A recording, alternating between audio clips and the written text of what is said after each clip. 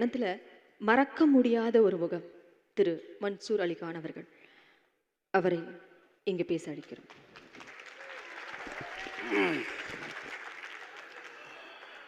எனது குடும்பத்தை சார்ந்த அனைவருக்கும் பணிவான வணக்கங்கள். இந்த புகழஞ்சலியை கேப்டன் விஜயகாந்த் அவர்களுக்கு மிகவும் சிரத்தையோடு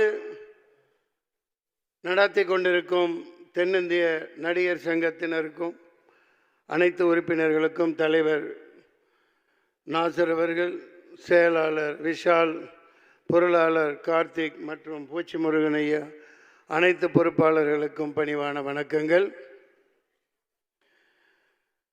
உலகத்தில் புரட்சி தலைவர் எம்ஜிஆர் மக்கள் அனைவர் மனதிலும் இதயத்திலும் இடம் பிடித்தவர். அதுக்கடுத்து நடிகர் திலகம் சிவாஜி கணேசன் நடிப்பின் இமயமா எல்லார் மனசுலையும் நிற்கிறவர். புரட்சி கலைஞர் விஜயகாந்த் ஒருவர் தான் 15 கோடி தமிழர்களின் இல்லங்களிலும் குடியிருந்து கொண்டிருக்கும் ஒரே மனிதராக எப்போதும் திகழ்வார், எப்போதும் திகழ்வார். அன்னாரின் ஆன்மா சாந்தி அடைய நான் வல்ல இறைவனை பிரார்த்திக்கிறேன்.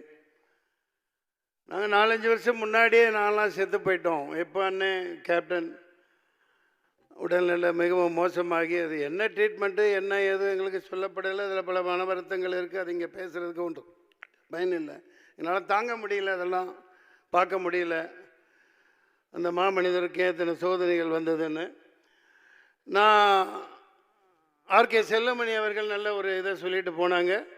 அதன் தொடர்ச்சியாக புரட்சி கலைஞர் வளாகம்ங்கிறது வைக்கிறதுல ஒன்றும் இது இல்லை. ஆனால் நடிகர் சங்கத்தின் தலைவர், பொருளாளர், முக்கியமாக கார்த்திக்கு நான் வேண்டி கேட்டுக்கிறேன், இது ஒரு கருத்தாக நீங்கள் எடுத்துக்கோங்க. கடன் வாங்கி ஏதாவது இப்போ கட்டுறதுல என்ன சிக்கல் என்ன ஏதுன்னு தெரியல, இந்த இடத்துல சொல்லணும் மக்கள் அறிய. ஏன்னா நம்மெல்லாம் மிகப்பெரிய லெஜெண்டாக இருந்த ஒரு கேப்டன். நான் அவர் தலைவராக இருக்கையில், நடிகர் சங்க தலைவராக இருக்கையில் செயற்குழு உறுப்பினராக இருந்தவன்.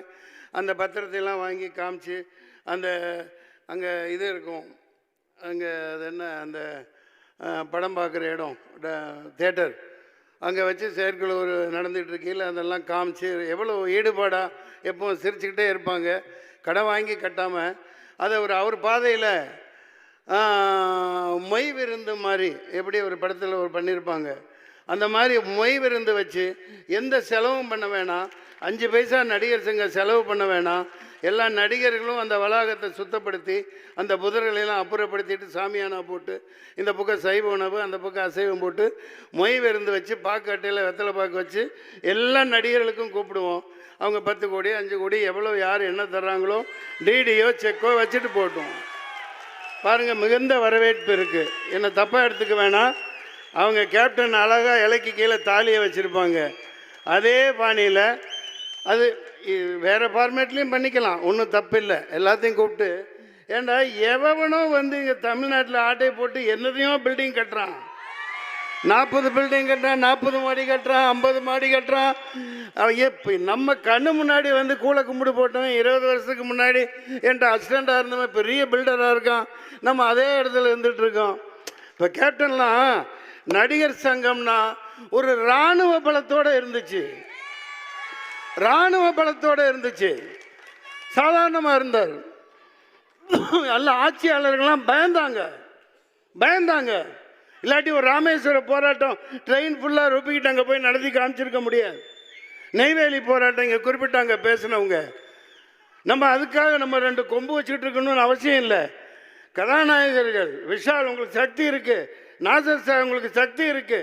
இனிமேலும் நடிகர் சங்கம் ஒரு இராணுவ பலத்தோட மிகப்பெரிய அங்கமா தமிழ்நாட்டில் இருக்கணும். எவனுக்கும் கட்டுப்பட வேண்டிய அவசியம் இல்லை. பார்த்துக்கலாம், எத்தனையோ கோடி போட்டு பணம் எடுக்கிறோம். தயவு செஞ்சு கடன் வாங்காதீங்க. அதாவது டிரான்ஸ்பரண்டாக இருக்கட்டும். எந்த நடிகர் என்ன கொடுக்குறாங்களோ என்னங்க இதெல்லாம் ஒரு ஜுஜிபி மேட்ருங்க, சாதாரண விஷயம். ஒரே வருடத்துக்குள்ளே கட்டப்பெறணும். விஷால் நிச்சயமாக செய்வார். கார்த்திக் பொருளாளர்கிட்ட கெஞ்சி கேட்டுக்கிறேன், நான் கூட வரேன். நீங்கள் செயற்குழு உறுப்பினர்கள் மட்டும் ஈகோ பார்த்துட்டுலாம் இருக்காதீங்க. நடுராத்திரி கூப்பிடுங்க, எப்போ கூப்பிட்டாலும் வரோம், எல்லாரும் வருவாங்க. இது ஒரு சாதாரண விஷயம். எம்ஜிஆர் நடத்தின மாதிரி அந்த இடத்துல இப்போ இந்த பொங்கல் வச்சு ஒன்றுமே நடக்கலை. அந்த இடத்துல நல்லா கட்டடம் கட்டின பிறகு எல்லாத்தையும் பளபளான்னு போட்டு மார்பிள் போட்டுறாதீங்க. பொங்கல் வைக்கிறதுக்கெல்லாம் இடம் வச்சுருங்க. வருஷம் வருஷம் கேப்டன் பேரில் பொங்கல் விழா நடத்தணும். எல்லா நடிகர்களும் யார் யார் ஊரில் இருக்காங்களோ எல்லாம் வந்து கொண்டாடுறோம், ஜாலியாக கொண்டாடலாம். சரிங்களா? மக்களை நல்லா வாழ வைக்கணும். அதான் கேப்டன் சொன்னது. அன்னாரின் ஆன்மா சாந்தியுடைய வாழ்த்துக்கள். பிரார்த்திப்போம். நன்றி, நன்றி, வணக்கம்.